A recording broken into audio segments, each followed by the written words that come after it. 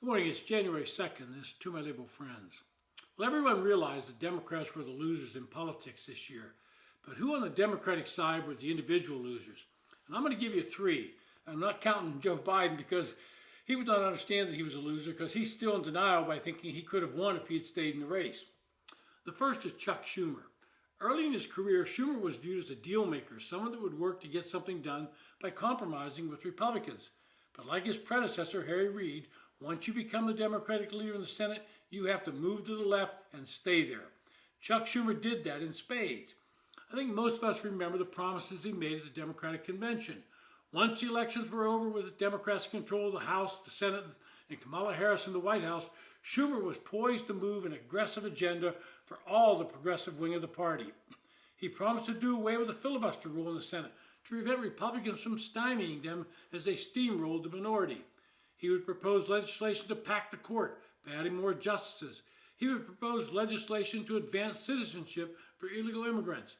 And the list goes on and on. But once the elections were over, Schumer took a more conciliatory tone. He went to the floor of the Senate, hat in hand, and pleaded with the Republicans not to do to the Democrats what they had planned on doing to him. Republicans had no intention of changing the filibuster rule. They have saner heads on them. But Schumer should be calling up former Senators Joe Manchin and Kyrsten Sinema and thanking them for blocking his attempts to change the rule in the previous Senate. The second loser is Nancy Pelosi, the octogenarian from California who helped to engineer the coup that ousted Joe Biden. She did this because of her hatred for Donald Trump and viewed Biden as unable to win. But in forcing Biden out, he quickly endorsed Kamala Harris, and that thwarted any effort to have even a semblance of a primary. The move was a gamble that, in the end, did not pay off. It came late in the race, and some Democrats were uneasy about the prospects of a Harris nomination, despite Biden's plummeting polling numbers post-debate.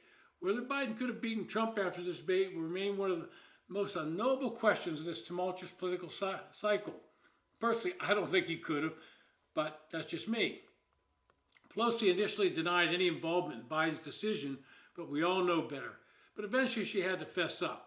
She told The Guardian last month that she pushed for his exit because she did not believe the course of the election as it stood would result in a Biden victory. And then she vowed to never let Trump return to the White House. Quote, elections are decisions. You decide to win.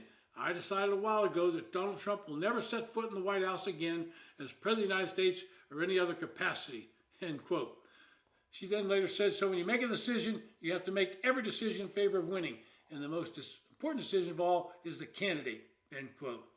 Look, Nancy Pelosi remains a bitter woman who embarrassed herself at one of Trump's State of the Union addresses by ceremoniously standing up at the conclusion and ripping her copy of his speech in half. Her influence in politics is coming to an end, and she's finding that a bitter pill to swallow. And yet she keeps running to keep her seat in Congress. And unlike previous speakers who fade away once they're no longer holding the gavel, but she continues to run because she has no other life. And I would be remiss if I did not include Kamala Harris as a loser in this election. They can make up all kinds of excuses for her, but her political future took a major hit. Some say she could move back to California and possibly run for governor, but even that's not guaranteed. She spent over $1 billion on her campaign, and I have to believe that donors would be reluctant to plunk down large sums of money for another losing campaign. Democratic celebrities are losers as well. They flock to the Harris campaign, some of them getting paid handsome amounts, thinking their fans would listen to them and vote for Harris. Unfortunately for these Tinseltown wannabes, they could not move the needle in this election. And whoever thought some celebrity knows anything about governing? Finally, the biggest loser, in my opinion, is Barack Obama. The former president has been the de facto leader of the Democratic Party since leaving the White House. His legacy is certainly tarnished. In the final months of the campaign, Obama seemed to know the outcome of this election would say just as much about him as it would about Joe Biden, Kamala Harris, or Donald Trump. And like all realistic Democrats, he knew the nominee he supported was on track to lose. His behavior in those days was nothing short of appalling.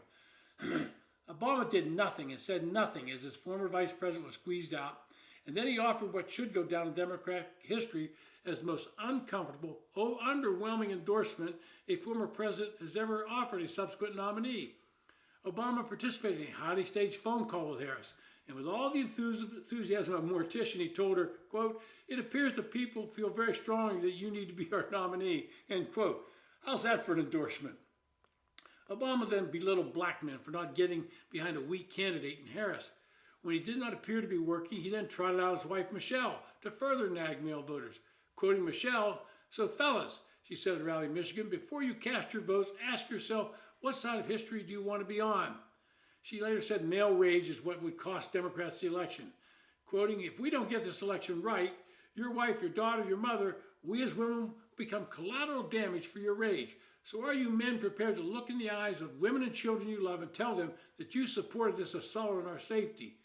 End quote. Wow. Talk about hyperbole. Where does she get this stuff? Consider Obama's supreme legislative achievement was a health insurance industry overhaul. The ultimate result has been higher prices and fewer insurance options. Obama supported Hillary Clinton as his successor, discouraging Biden at that time. She was ended by Trump. In 2020, Biden became the Democratic nominee and eventually the support of Obama, only to preside over breakouts of foreign conflict, hyperinflation, rampant crime, and unmitigated chaos at the southern border, none of which was inevitable, but in fact instigated by Biden's agenda. And remember one of Obama's famous quotes, "Don't put it past Joe to F up the issue." When all is said and done, Barack Obama is the biggest loser among Democrats. His endorsements are not going to carry the same cachet it once did. For that, he's the biggest loser among Democrats. The shine is definitely off his star. This has been To My Liberal Friends. Thanks for listening.